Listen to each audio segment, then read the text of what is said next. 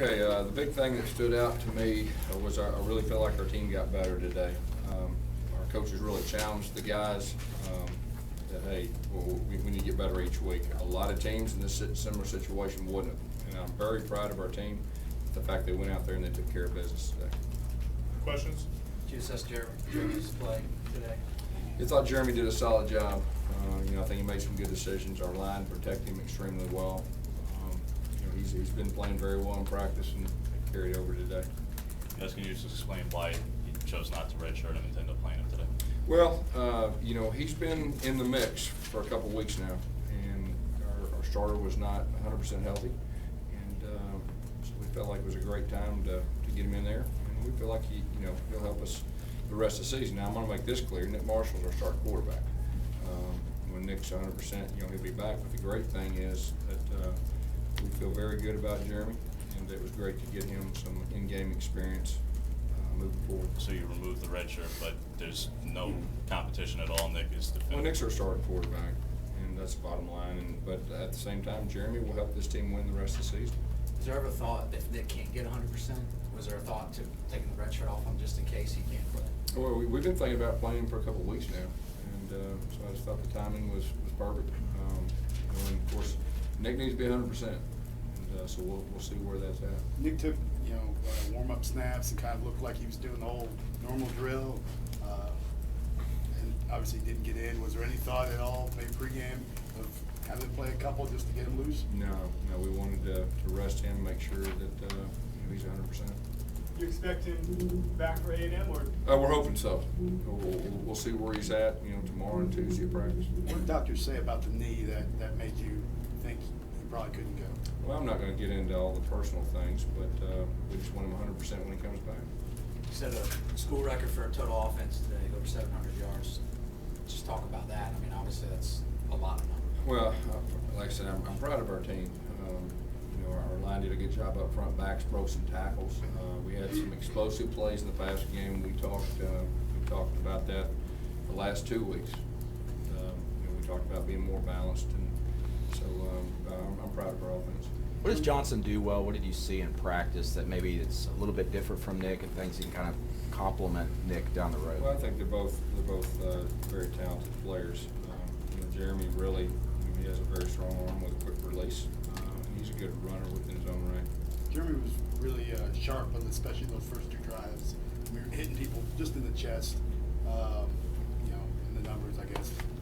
What do you see on kind of the way he threw the ball? How do you grade the way he actually passed it? I thought his numbers were very good. I believe he was fairly accurate, but he's been that way for a while. He's an accurate thrower, and he's very good in that aspect. You're trying to downplay, I see, that the performance that he had, and you're saying very strongly that Nick is still your starter. Do you worry about a controversy? No. Getting into this team? No, not at all. I think what we proved today is we got 2 very capable quarterbacks, and I think they'll do nothing but help us, moving forward. Is this a situation where you start to design packages to give both of them a lot of playing time?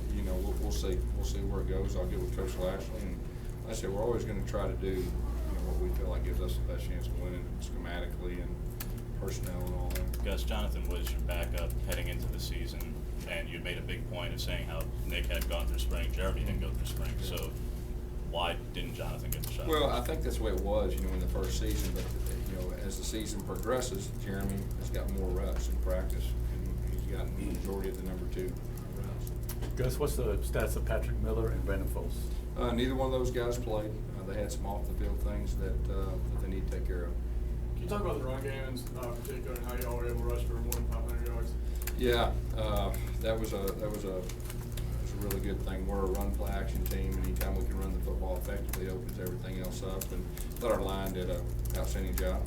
And I thought our running back broke some tackles, and we've been talking about that. There was a point in the game where Jeremy went deep and missed a guy wide open. You ran another play, and you went right back to another post play, and he hit the guy right in stride. Is that one of his strengths, that he's able to forget about the last play, move on to the next one, and not make the same mistake twice? He's been very accurate throwing the football, and, you know, I think anytime it's your first time, you know, to be out there, you're gonna be a little jacked up in the first deep ball, and of course, he overthrew it and he settled down. But, he's been extremely accurate in the passing game and also the deep balls. So how do you feel now going on the road to Texas A&M about your team? You think they're ready for that? Well, all I can say is we've gotten better each week, and that's been the name of the game throughout this season.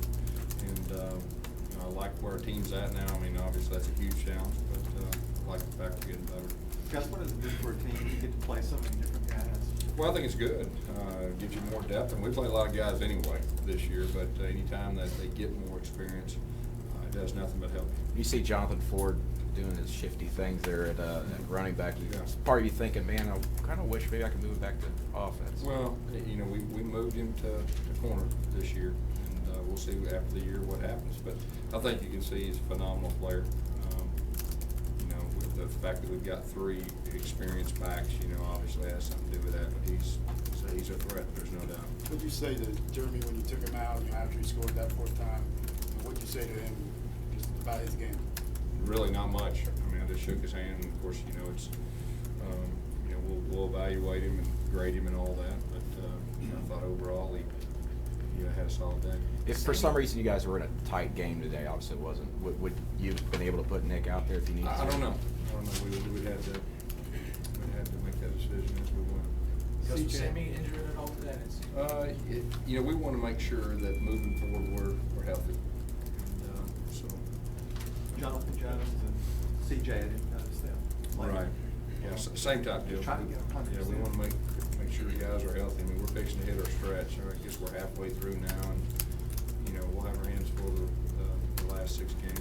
We need everybody as healthy as we can. Were Patrick and Brandon actually even out in the field on the sideline with you? Or what? No. How's Nick dealing with the injury, and how did he kind of help Jim prepare this week? What's that? How's Nick dealing with the injury, and how did he kind of help Jim prepare this week? And Nick has been great. Nick's a team player, and he's helped him in the meetings. He was helping him on the sideline, and Jonathan Walsh is the same way. I mean, we got 3 guys that are just class guys, and they help each other, they support each other, and that's rare. But we got 3 of them. Chris, just to clarify, Patrick Miller and. Yeah, the only thing I'm gonna say is they didn't play today, and they had some things they had to take care of off the field.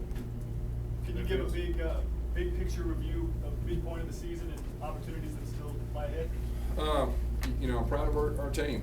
You know, through the halfway through point of the season, I felt like we've done some good things. We've not arrived. We're not there yet, but our guys understand that, and they're getting better, and that's what excites me. We'll see where this thing goes. Thank you.